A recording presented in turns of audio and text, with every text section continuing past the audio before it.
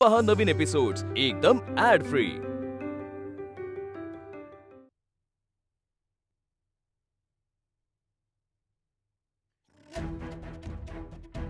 रेणुकाताई, मी तुम्हाला वचन देते, तुमचा हा अहंकार मी संपवणार म्हणजे संपवणारच।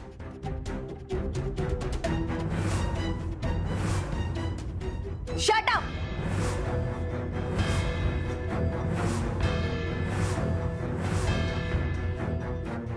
तू संपवणार माझा अहंकार? एक गरीब घरातली भिकारडी पोरगी त्या रेणुकाचा अहंकार संपवणार?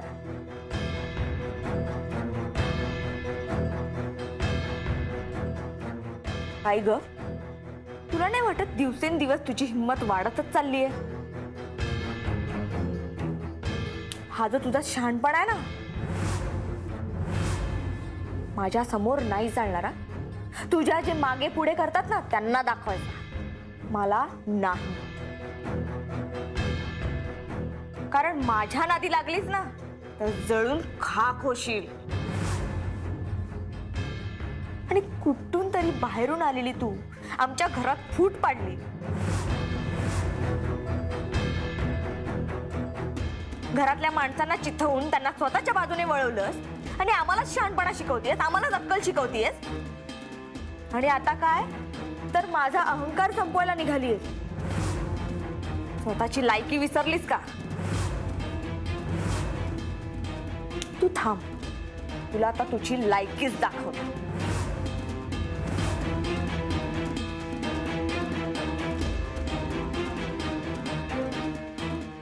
रेणुकाताई, माया आणि तुमच्या लायकीत एक मोठा फरक काय आहे माहितीये?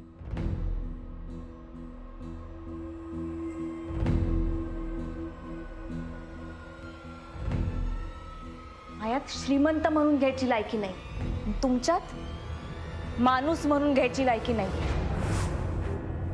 मी पैशानं गरीब आहे, तुम्ही माणुसकीनं। पैसे तर तुमच्याकडे आहेच, त्याला माणुसकीची साथ आली ना तर तुम्ही एवढे श्रीमंत व्हाल की कोणीच तुमची बरोबरी करू शकणार नाही। त्या दिवशी मी म्हणन, खरंच रेणुकाताईंसमोर उभं राहायची माई लायकी नाही। पण हे तेव्हाच शक्य होईल जेव्हा तुमचा हा अहंकार संपेल।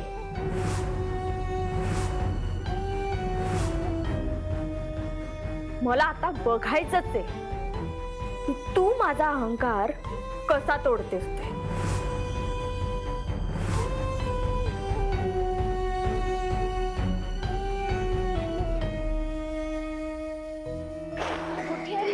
आई, वहिनी, मोठी आई, तुम्ही नका रडू। तुम्ही शांत बसा। आई इथे बस। मुक्ता, तुम्ही बसा आधी। आई नको रडूस ग। नका रडू मोठी आई। पुन्हा सगळं तेच होणार परत। रेणुका ह्यांना जाऊन सांगणार, हे चिडणार, घरात पुन्हा वाद, तंटे, भांडणं, संपली शांतता घरातली पुन्हा एकदा। मोठी आई, असं काही होणार नाही, मी प्रॅक्टिस बंद करते। तुम्ही नका काळजी करू। मुक्ता ह्यांच्या रागाच्या भीतीपेक्षा तुझी स्वप्न संपतील ह्याची भीती मला सगळ्यात जास्त वाटते। नाही मुक्ता, आता मागे फिरायचं नाहीये आपण, अजिबातच नाही। मुक्ता, तुझ्यामध्ये ना मी स्वतःला बघत असते कायम। तुझी स्वप्न पूर्ण होताना माझी स्वप्न पूर्ण होतात असं वाटतं मला। अगं मुक्ता, बाजारात सगळ्या गोष्टी विकत घेता येतात आपल्याला, पण स्वप्न नाही। आपली स्वप्न पूर्ण करण्यासाठी आपल्याला झगडावं लागतं, अनेकांचे रोष ओढवून घ्यायला लागतात, तुटून पडावं लागतं, पडलो तरी पुन्हा उठून उभं राहायला लागतं। इतकी वर्ष माझी चूक असली काय नसली काय, अनेकांची अनेक बोलणी खाल्लीत मी। आता त्यांना चूक वाटते, पण आपल्याला जे बरोबर वाटतंय त्याच्यासाठी लढूया ना आपण, खाऊया ना बोलणी थोडीशी। मुक्ता, लग्नामध्ये नवरा बायको एकमेकांना वचन देतात, एकमेकांच्या निर्णयामध्ये एकमेकांची साथ देण्याचं। मी यांना त्या वचनाची आठवण करून देईन, ते वचन त्यांना पाळायला लावेन. मुक्ता, आता तू माघार नाही घ्यायची. मला शब्द दे मुक्ता, मला तू शब्द दे की ह्या स्पर्धेतून तू माघार घेणार नाही. मला शब्द दे मुक्ता.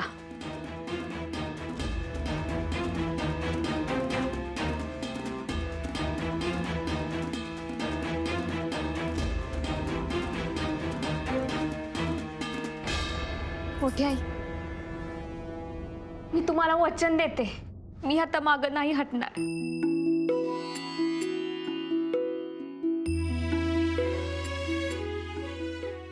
बर, सगळं राहू दे. तालीम कशी झाली आजची? तालीम लय छान. अहो भाऊ काका इतके भारी शिकवतात, त्यांच्या हातात खरंच वेगळीच जादू आहे. या घरातला एक मोठा कलाकार दबून राहिला होता. हो, पण तो आता छानपैकी मोकळा झालाय. हेच मुक्ता, अगदी हेच. हे बघ, तुझी स्वप्न पूर्ण होत असताना ह्या दबून राहिलेल्या माणसांना सुद्धा त्यांची स्वप्न पूर्ण करण्याचा एक नवीन चान्स मिळणार, त्यांच्या पंखात बळ येणार. हा एक खूप मोठा बदल. वय मी लय प्रयत्न करीन आणि ही स्पर्धा पण जिंकून दाखवी. मोठी आई, तुम्हाला मावा अभिमान वाटेल आणि तुम्हालाच नाही तर माई आई, अण्णा, या घरातल्या सगळ्यांना मावा अभिमान वाटेल. बघाच तुम्ही. सगळं होईल मुक्ता, पण आता ह्यांनी आणि रेणुकानी मात्र बदलायला हवं. ते पण होईल. रेणुका ताईला एक दिवस त्यांची चूक समजन, तुमच्या प्रेमाची किंमत कळन. एक दिवस असा येईल की त्या तुमची माफी मागून तुमच्या कुशीत शिरून रडतील. फक्त तू असं बोलायला लागलीस ना की तुझ्यावर विश्वास ठेवा असं वाटतो मला, आणि विश्वास वाटतो की सगळं नीट होईल म्हणून. सारण, तुझ्या या निवडीसाठी आयुष्यभराची शाबासकी तुला. थँक्यू आई. तुम्ही बसा, आले मी.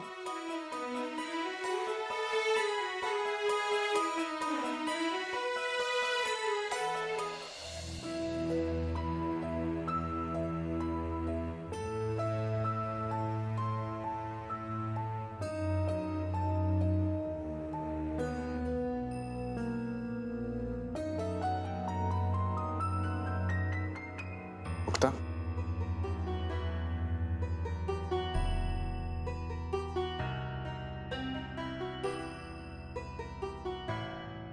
हे बघ, आपण एकत्र लढत राहू. आपल्याला कोणीच हरवू शकत नाही, कोणीच थांबवू शकत नाही. हे बघ मुक्ता, श्वास तर सगळेच घेतात, आणि जे आपल्या मनासारखं जगतात ना, त्यांच्या जगण्याला खरं जगणं म्हणतात.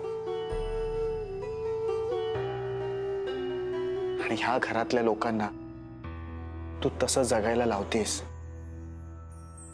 मुक्ता, मी शेवटपर्यंत तुझ्यासोबत असेल. हे हात आणि ही साथ मी कधीच सोडणार नाही.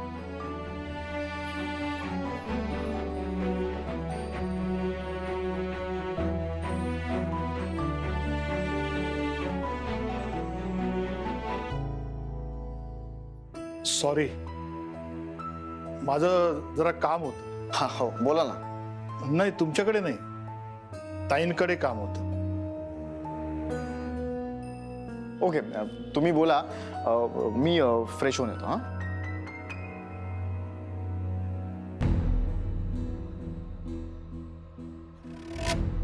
ताई, हे काही पैसे आहेत.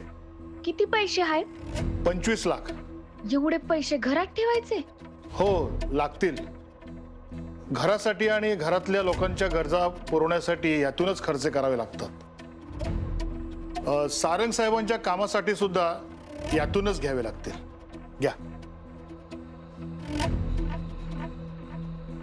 मागच्या वेळेस सारखा काही घोळ नाही ना?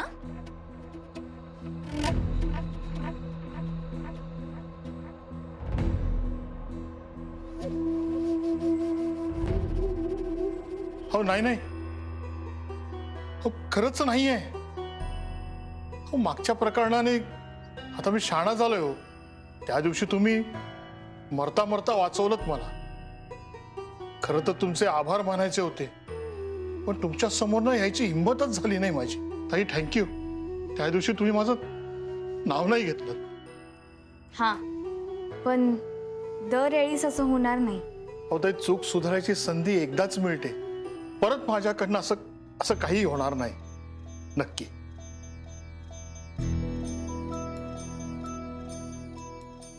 ताई, पाडव्याच्या तुम्हाला शुभेच्छा. तुम्हाला सुद्धा.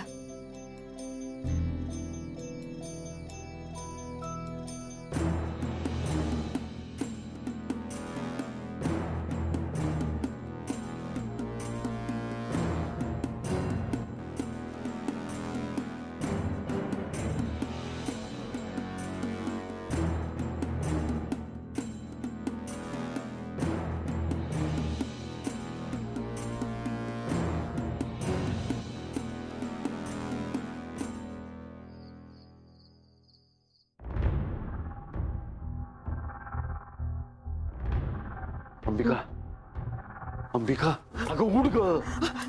काय झालं?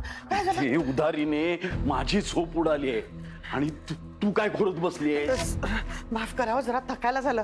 तुम्हाला जेवायचं आहे ना? थांबा, मी वाढते. चला. ते जेवण घाल चुलीत. आधी मला सांग, मी युवराजला त्या मॅनेजर कडून 50,000 रुपये मागायला सांगितले होते, त्याचं काय झालं? तुम्हाला खरंच भूक नाहीये का? मी काय विचारतोय? ते ते ते नाही म्हणाले. नाही म्हणाले? अरे साधे 50,000 रुपये दिले नाही त्यांनी. अहो, ते कसे देणार? श्रीधर भाऊंच्या हातात आता काही नाहीये. सगळे व्यवहार मुक्ताच्या हातात आहेत आता. त्यामुळे श्रीधर भाऊंनी सांगितलं, जर तुम्हाला पैसे हवे असतील तर मुक्ताकडे मागून घ्या. पण माधवीचा इगो दुखावला गेला. काय बोलतेस काय तू? हा, आता सगळे पैसे त्या मुक्ताच्या ताब्यात आहेत.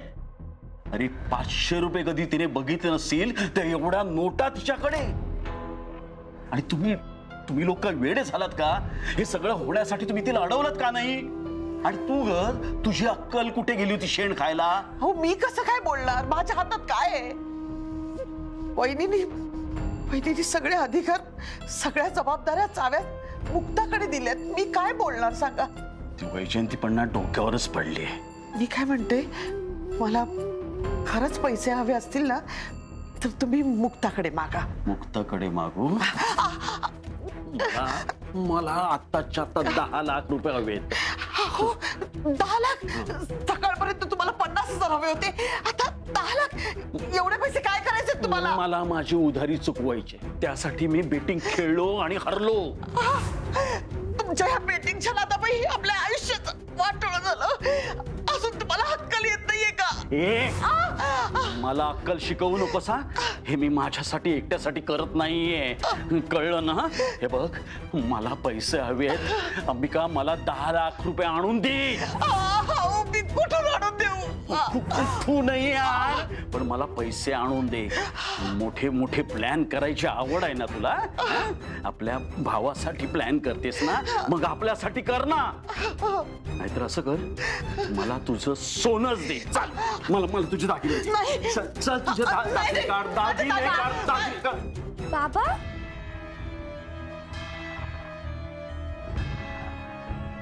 काय चाललंय? तुम्ही काय करताय?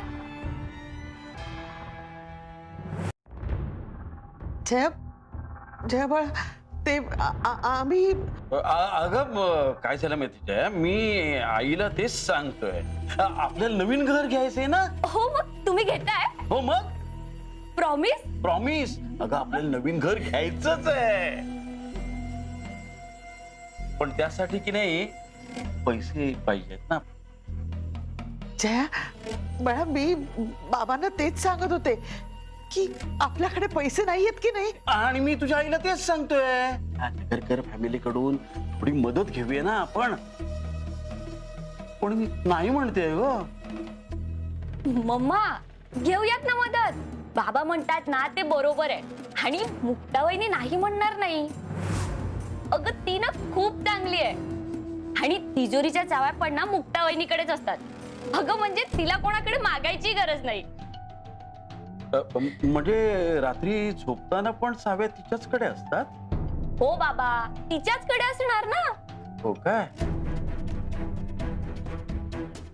मग आलोच मी. थांबा, तुम्हाला भूक लागली आहे ना, मी तुम्हाला जेवायला वाटते. चला. नको, आता मला एकच भूक आहे. अहो थांबा ना, तुम्ही काही चुकीचं वागू नका, मी पाया पडते तुमच्या. अरे जया बाळ, ही बघ तुझी आई मला पुन्हा अडवते.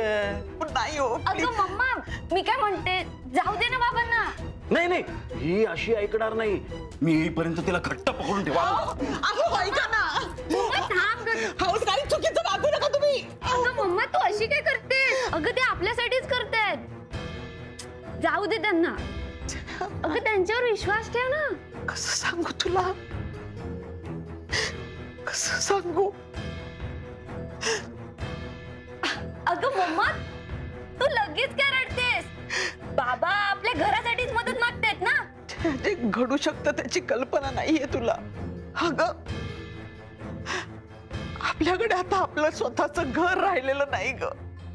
कर्जापायी आपण ते विकलं आणि आता आपल्याकडे पैसेही राहिलेले नाहीयेत.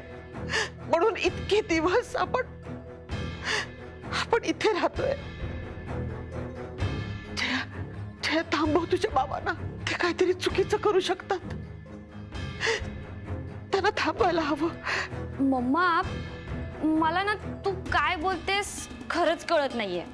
पण तू काहीतरी विचित्र वागतेस हे समजते. आणि मम्मा, आधी तू रडायचं थांबव बरं आणि बाबांवर विश्वास ठेव ना.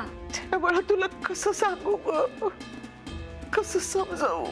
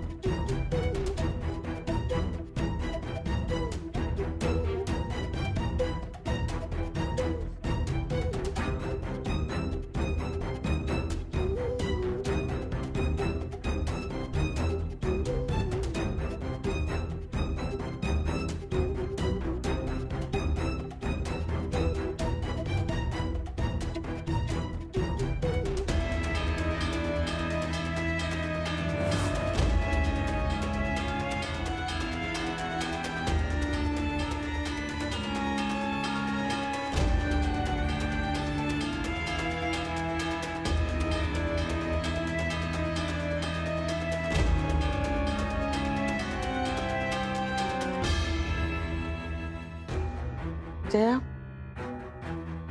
जया बाळा, मला खूप टेन्शन आलंय. तुझे बाबा काही चुकीचं वागणार नाहीत ना? मम्मा, तू असं का विचार करतेस? कारण तुझ्या बाबांना मी जास्त चांगलं ओळखते. अगं एखादी गोष्ट त्यांनी डोक्यात घेतली ना की ते मागचा पुढचा कसलाच विचार करत नाही. मम्मा, तू ना त्यांच्याबद्दल चुकीचा समज करून ठेवलाय. आई गं बाळा, मी कसं सांगू तुला? मम्मा, तू ना काहीच सांगू नकोस. फक्त तू ना त्यांच्याबद्दल चांगला विचार कर. मला ना त्यांच्यावरती खूप विश्वास आहे. अगं मला त्यांनी आजपर्यंत जितके प्रॉमिस केलेत ना ते त्यांनी सर्व पूर्ण केलेत. आणि ना मला विश्वास आहे की हे नवीन घराचे प्रॉमिस पण ना ते लवकरच पूर्ण करतील.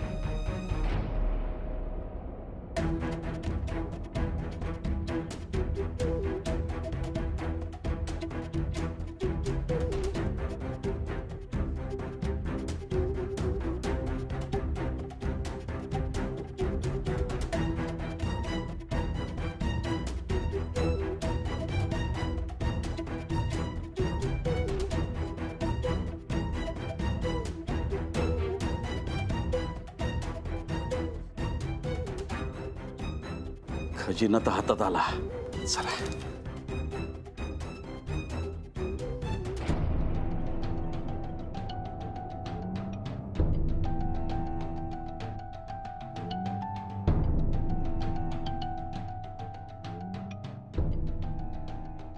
अरे, हे तर या घराची कागदपत्र आहेत आणि घर म्हातारीच्या नावावर आहे.